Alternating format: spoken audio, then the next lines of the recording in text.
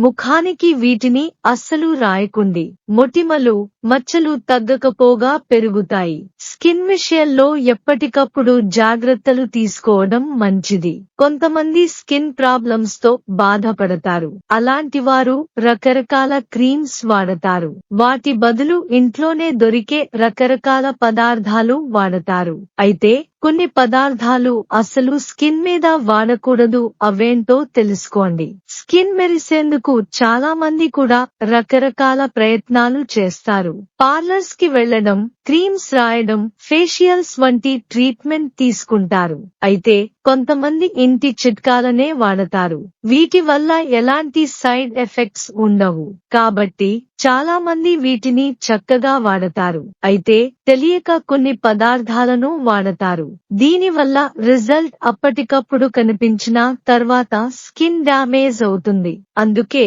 అలాంటి పదార్థాలు వాడకూడదు. మరి అలాంటి పదార్థాలేంటో తెలుసుకోండి. బేకింగ్ సోడా కూడా స్కిన్ కి అంత మంచిది కాదు.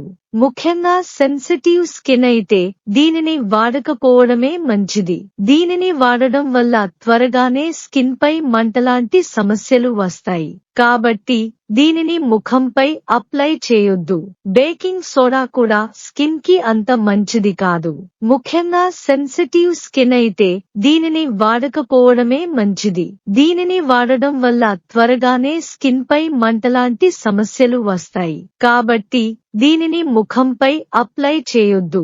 వీటిని రాయడం వల్ల ఇన్స్టెంట్ గా రిజల్ట్ కనిపించినా రాను సమస్యలొస్తాయి. నిమ్మరసంలో విటమిన్ సి, బ్లీచింగ్ గుణాలు ఉంటాయి. దీనిని ముఖంపై నేరుగా అప్లై చేస్తే ముఖంపై ఎరుపు, అలర్జీలు వస్తాయి. కాబట్టి దీనిని నేరుగా ఎప్పుడూ వాడొద్దు. వీలైతే తక్కువ పరిమాణంలో వాడండి. ప్యాక్స్ లో కలిపి వాడండి. ముఖ్యంగా సెన్సిటివ్ స్కిన్ అయితే వాడకపోవడమే మంచిది. ఎసెన్షియల్ ఆయిల్ ని కూడా నేరుగా ముఖంపై అప్లై చేయొద్దు. దీనిని కొద్దిగా కొబ్బరి, జోజోబా, బాదం నూనె వంటి క్యారియర్ ఆయిల్లో కలిపి ముఖానికి అప్లై చేయాలి. నేరుగా ఎప్పుడు అప్లై చేయొద్దు. ఏదైనా ఫేస్ ప్యాక్స్ లో వాడొచ్చు.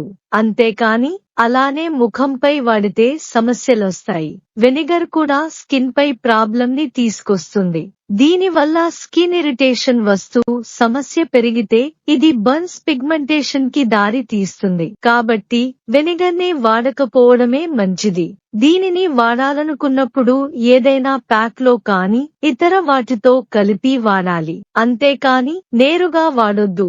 చాలా మంది మొటిమలపై టూత్ పేస్ట్ ని నేరుగా అప్లై చేస్తారు. దీనివల్ల మొటిమలు తగ్గుతాయని, మచ్చలు పోతాయనుకుంటారు. కానీ దీనిని అప్లై చేయడం వల్ల చాలా మందికి స్కిన్ ప్రాబ్లమ్స్, రాషెస్, ఇరిటేట్ అవ్వడం జరుగుతుంది. కాబట్టి టూత్ పేస్ట్ వాడకపోవడమే మంచిది.